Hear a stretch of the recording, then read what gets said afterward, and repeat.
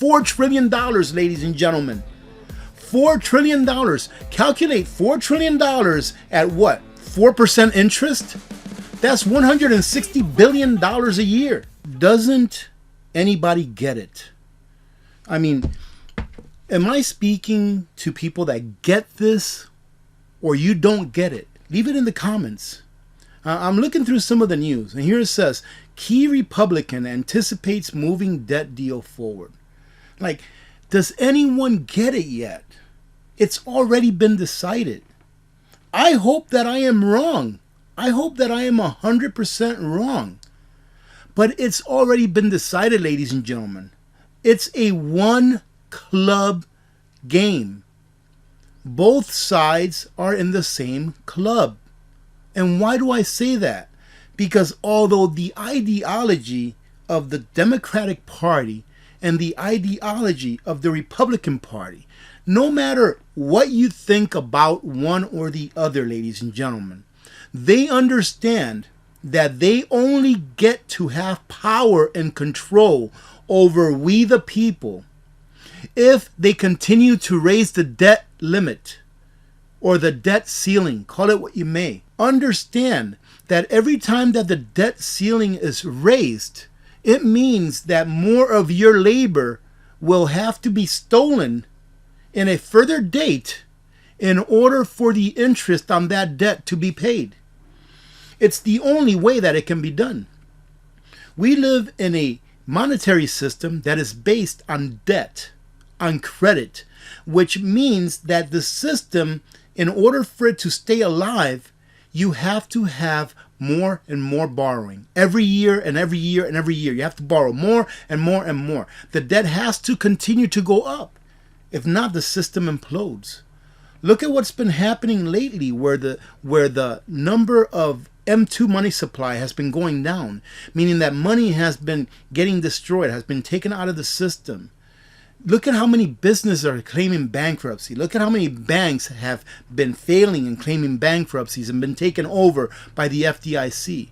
And these are just the beginning birth pains of a system, economic system that is experiencing deflation. We haven't even had that much deflation, ladies and gentlemen. And look at how everything is starting to break. What makes you think that anyone is going to go ahead and say, no, we're not going to raise the debt ceiling? They know that they have to raise the debt ceiling. And what I mean about that is that if they don't raise the debt ceiling, they'll still have enough income in taxes that they take from us. They'll still have enough to pay those things that are necessary to be paid. For example, they'll have enough money coming in to pay the high interest rates that we're now paying on our debt. They'll have enough money coming in to pay that Social Security, to pay the Medicare, etc. But they won't have any money left to make those little laws that they like to make where they dole money out like it was printed out of thin air, which it was. They won't have all that extra money, all of that deficit that they spend every year on our backs in order to do their pet projects, of which include doing things that we never voted for. And that is what keeps them in control, ladies and gentlemen. When the people, we the people, have control over our own money, over our nation's money, we the people have the power. When the government has control over the nation's money, which is what they do, well, the government / Federal Reserve, right? Most of you, if you've been here for a while, you know that I think they're two in the same. Or excuse me, one in the same, right? So as soon as they give up those deficit spendings, they start to lose control of we the people. And they have to keep control. So why is it that people think, why is it that people are surprised that, oh, wow, they're coming to an agreement? They were always going to come to an agreement, ladies and gentlemen. And taking a look at some of these tweets here, Massey says he anticipates voting for the big rule, big sigh of relief for GOP leadership. It's all a show. It is a show. I was speaking to someone, I think it was yesterday, and I said, you know, the system is going down gradually. Our empire is collapsing gradually, right? But the last 10 to 5% of that collapse is going to be straight down. It's almost like you're going down a hill, which at the end of that hill, there's a cliff, 1,000-foot cliff. Well, you're going down that hill gradually until you get to that cliff, and then you go down real fast, and it may have taken you 10 minutes to go down that hill, but it's only going to take you 10 seconds to hit the ground. And that's what's going to happen. So many people are going to be caught off guard. Even these criminal lawmakers are going to be caught off guard when this happens. And it's why you have to prepare. In a way, I hope that they don't raise the debt ceiling. Why? Because if they don't raise the debt ceiling, the average American will be like, well, wait a minute. What's changed? What's changed? They have to pay Social Security out by law. They have to go ahead and pay the interest out, by law, you can say. Even if we don't reach a debt deal and we pay the interest on the loan that we have on the national debt, the dollar won't collapse. It'll still have some value because we are still as a nation able to generate enough revenue to pay the interest on those loans that we took out. So that's what they are afraid of, ladies and gentlemen. They know that we have enough money coming in order to pay for everything that we need to pay for. It's just they won't be able to spend. And them being able to spend on their pet projects, on their black ops, on all of the things that we don't vote for, that's what keeps them in power. And I've often said that I believe that we still do have some real patriots, real Americans that really love their country in Congress and the Senate. And in my opinion, this person is one of them. Mr. Roy here says, quote, not one Republican should vote for this deal. It is a bad deal. No one sent us here to borrow an additional $4 trillion, ladies and gentlemen. $4 trillion. Calculate $4 trillion at what? 4% interest? That's $160 billion a year.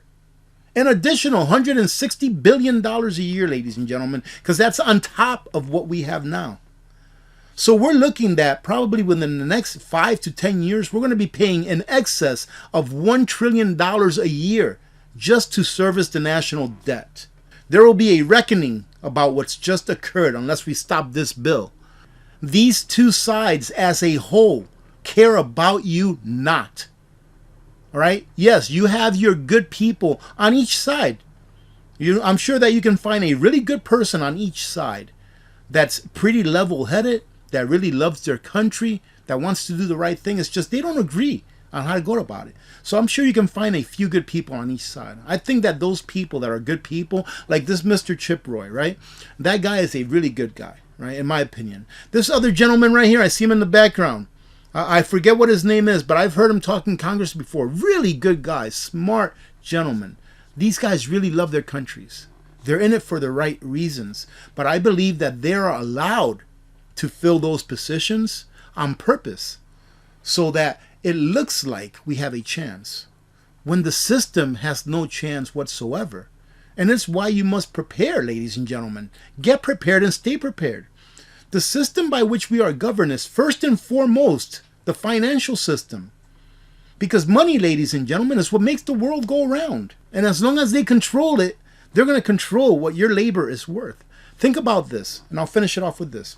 What is a dollar's value? What is a dollar's worth? Believe it or not, the Federal Reserve is who controls what a dollar is worth by the policies that they put forward. Okay? And as long as they can control the value of a dollar, they control the value or the worth of your labor. Because you exchange your labor for dollars. So when you make a dollar and the Federal Reserve says, hey, let's print another $1 trillion, they just made that dollar that you earned worth less by the mere fact that they put more dollars into circulation that were not worked into existence like the dollar that you earned was. So the Federal Reserve, when you think about it, in the grand scheme of things, the Federal Reserve gets to control what your time is worth. And that, ladies and gentlemen, is a power that they will never give up willingly. Having said that, I hope you get something out of this. Ladies and gentlemen, prepare. There's no way of getting out of this. Unless the system fails, that's the only way that we can get out of this, is if the system fails. When the system fails, if you're not prepared for an extended period of time, you are going to suffer. Having said that, have a great day. God bless every one of you. God bless America. I'm Alaska Prepper. I'm out.